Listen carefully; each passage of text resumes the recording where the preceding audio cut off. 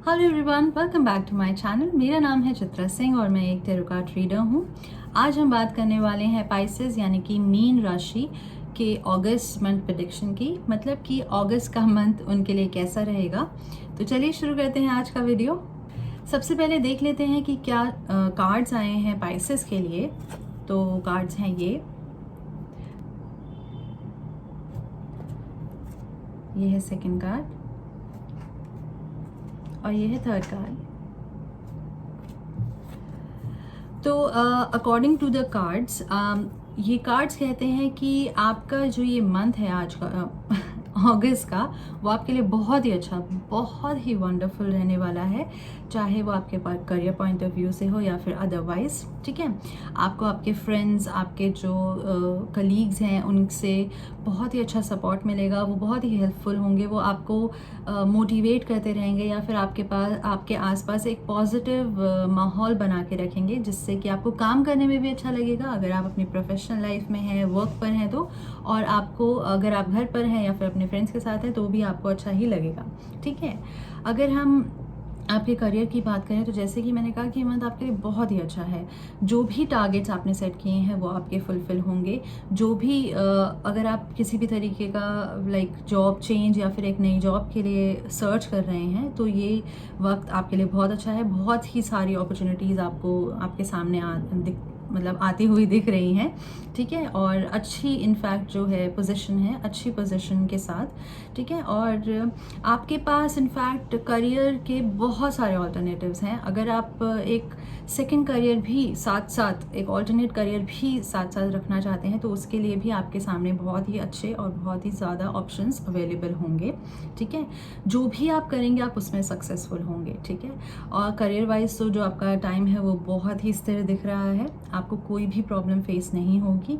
अगर आप sales and marketing में है तो आप कंपनी के लिए बहुत ही अच्छा बिजनेस लेकर आएंगे। तो अगेन आप प्रेजेस भी होंगी और फाइनेंशियली भी आपको हेल्प करेगा। उसी के साथ साथ इस महीने के तीसरे हफ्ते तक जो आपका वक्त है, फॉर एग्जांपल उन लोगों के लिए जो किसी क्रिएटिव फील्ड में है, लाइक फैशन डिज़ाइनिंग में है या फिर आर्ट एंड क्राफ्ट में है, या फिर आप किसी भी तरीके के आर्टिस्ट हैं, चाहे वो इन टर्म्स ऑफ पेंटिंग हो या फिर आप म्यूजिशियन हैं, डांसर है, किसी भी तरीके का क्रिएटिव फील्ड है, तो by the third week of the month आपके लिए वो टाइम बहुत बहुत अच्छा है। उस टाइम पर अगर आपको किसी भी तरीके की अपॉर्चुनिटीज़ मिलती हैं तो आप उसे ज़रूर ग्रैब कीजिए, क्योंकि आपको वो बहुत ज़्यादा हेल्प करेगा। और जो लोग फैशन इंडस्ट्री में जाना चाहते हैं उनके लिए भी बहुत अच्छा समय है, जस्ट गो फॉर इट।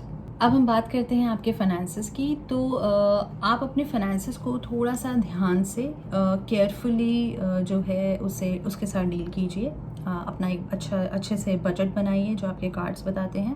ठीक है, और हो सकता है कि आपकी पर्सनल लाइफ में किन्हीं वजहों से कुछ एक्सपेंसेस बढ़ें। ठीक है, तो और वो आपको थोड़ा सा बर्डन दे सकते हैं फिर आपकी पॉकेट में, तो इसलिए आप उसके लिए प्रिपेयर रहिए। किसी भी तरीके के फालतू खर्चे से बचिए। ठीक है, जैसे कि मैंने कहा कि प्लान कर लीजिए अपना बजट कि ये आपका अमाउंट है, यहाँ आप इतना एक्सपेंसेस कर सकते हैं। लेकिन मैं हमेशा ये सजेस्ट करती हूँ कि पहले जो भी आपका एक्सपेक्टेड अमाउंट है ऑफ द मंथ, उसमें से सेविंग्स पहले ही हटा लीजिए और फिर जो रिमेनिंग बैलेंस है उसका बजट बनाइए। ठीक है, उसी के साथ साथ मंथ के मिड तक आते आते आप वापस आ जाएंगे ट्रैक पर। ठीक है, आपके जो एक्सपेंसेस हैं जो ऑलरेडी हो गए थे या फिर बढ़ गए थे, उससे आप थोड़ा सा रिलैक्स हो जाएंगे, वो थोड़े से स्मूथ हो जाएंगे, क्योंकि फंड्स का इनफ्लो होने लगेगा। ठीक है, आपके लाइफ में पैसा वापस आने लगेगा।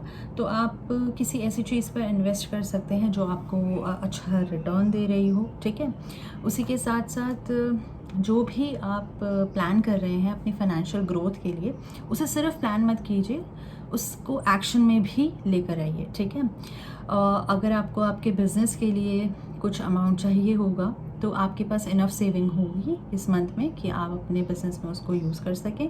ऑलराइट, और जैसे कि मैंने आपको कहा कि किसी ऐसी जगह पर इन्वेस्ट कीजिए जहाँ पर आपको ग्रोथ दिख रही हो। ठीक है, और बहुत ही सेफली आपको इन्वेस्ट करना है, थोड़ा सा ज़्यादा उसके बारे में इंफॉर्मेशन निकाल के। किसी भी तरीके के इस तरह के ट्रैप में मत फंसेगा जहाँ पर आपको दिख रहा हो कि यहाँ तो क्विक रिजल्ट्स हैं या फिर यहाँ पे तो क्विक रिटर्न्स हैं। तो इस तरह की किसी लॉन्ग टर्म रिटर्न आपको मिल जाए, लॉन्ग टर्म प्रॉफिट मिल जाए, वो फिर भी बेनिफिशियल है। लेकिन किसी भी क्विक रिटर्न के लालच में आके कहीं ऐसी जगह पर किसी भी ऐसी स्कीम में इन्वेस्ट मत कीजिएगा, ठीक है। और अगर आप चाहें तो आप रियल एस्टेट में भी इन्वेस्ट कर सकते हैं, अच्छा वक्त है आपके लिए, क्योंकि आपके नाम पर ली हुई, अगर आप अपने नेम पर कोई प्रॉपर्टी लेते हैं तो वो उसका वैल्यू बढ़ने की चांसेस दिख रहे हैं, ठीक है। तो एक अच्छा है, मतलब यू हैव टू, जब भी आप इस तरीके की किसी भी चीज़ में डील करते हैं तो आई ऑलवेज सजेस्ट कि आप उन चीज़ों को बहुत ही अच्छे से परख के फिर ही उसकी तरफ बढ़िए, ठीक है। क्योंकि क्या है ना, देखिए tarot is it gives you a guidance, ये आपको थोड़ी सी क्लैरिटी देता है, ठीक है, what sort of decisions you can take in your life, alright. तो चलिए अब हम बात करते हैं लेट्स से आपकी हेल्थ की। तो आपकी हेल्थ कहती है कि इस मंथ में आप किसी भी तरीके के डाइट पर मत जाइए, क्योंकि वो अल्टीमेटली आपकी हेल्थ को इफ़ेक्ट कर सकता है। डाइट पर मत जाइए का मतलब ये नहीं है कि आप जंक खाइए, आप अपनी डाइट जो है उसे बैलेंस रखिए, ठीक है। और हर छोटे इंटरवल्स पर मील लीजिए, डेली एक्सरसाइज कीजिए, ठीक है, कोई भी फिज़िकल एक्टिविटी कीजिए। लेकिन डाइट पर जाने का सजेशन इस टाइम पर, इस मंथ में मैं आपको नहीं दूंगी, ठीक है। अपनी कोई भी अगर आप हेल्थ इशू फेस कर रहे हैं तो उसको निगलेक्ट नहीं करना है और उसको ज़रूर डॉक्टर को दिखाइए, ठीक है। हो सकता है कि इस मंथ में आपको थोड़ा सा एंगर इश्यूज़ लगे, तो उस पर थोड़ा सा कंट्रोल रखना है। देखिए कंट्रोल रखना इस, एक तो है कि आप मेंटली इतने स्ट्रांग है कि आप उस पर कंट्रोल कर सकते हैं कि मुझे गुस्सा आ रहा है, मुझे शांत रहना है या फिर मुझे गुस्सा नहीं करना है, और जो कि इतना ईजी नहीं है।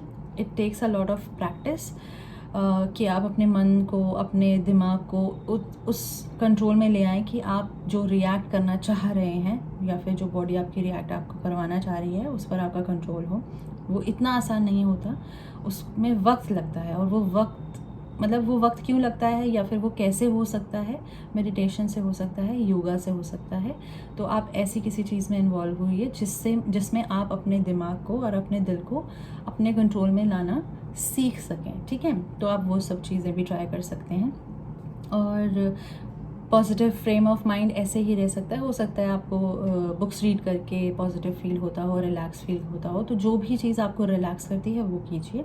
और बाकी सब कुछ हेल्थ फ्रंट पर नॉर्मल है, ऐसा कोई इशू नहीं है। स्ट्रेस आपका जो है वो थोड़ा सा कम ही रहेगा लाइफ में, तो आप मेंटली और फिजिकली फिट फील करेंगे। तो very good time for you. अब हम बात करते हैं आपकी लव लाइफ की। तो अगर आप सिंगल हैं तो एक्सपेक्टेड है कि आप इस मंथ में किसी से मिलें। हो सकता है वो आपके किसी फ्रेंड, किसी क्लोज फ्रेंड के फ्रेंड हो, ठीक है। तो लेकिन आपको क्या करना है कि आपको एकदम से ही रश नहीं करना है to get into a relationship.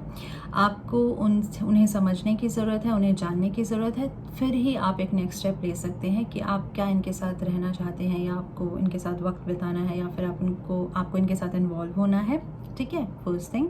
Second thing, अगर आपका हाल फिलहाल में ही ब्रेकअप हुआ है तो भी आप किसी भी तरीके के रिलेशनशिप में अभी इमीडिएटली ना आइए और कुछ वक्त के लिए इंतज़ार कर लीजिए, ठीक है।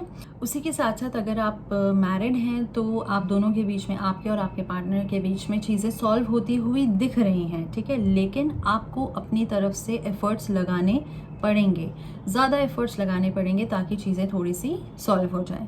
और एक बहुत ही बड़ा जो पॉइंट है या फिर जो आपको याद रखना है, या फिर जिसके बारे में जिससे आपको सावधान रहना है शॉर्ट ऑफ वर्ड्स हो जाता है ना कभी कभी, सावधान रहना है, वो ये है कि आप किसी के भी साथ एक्स्ट्रा मैरिटल अफेयर में ना पड़िए, क्योंकि वो आपके रिलेशनशिप को कम्प्लीटली रुइन कर देगा, क्योंकि वो चीज़ सामने आ ही जाएगी इन एनी वे। तो प्लीज़ अगर आप किसी को भी apart from your married partner, किसी को भी अगर आप पसंद करते हैं और आपको लगता है कि उनके साथ की फीलिंग्स बहुत स्ट्रॉन्ग है, तो आप अपने पार्टनर से बात कीजिए। And it's better to get separated than to ditch that person, ठीक है। तो सजेशन यही है, to not get involve into any extra marital affair, alright. तो सब चीज़ें आपके फेवर में रहेंगी, सब चीज़ें आपके सपोर्ट में रहेंगी। आपको एफर्ट्स लगाने हैं अपनी मैरिड लाइफ में, ऑलराइट।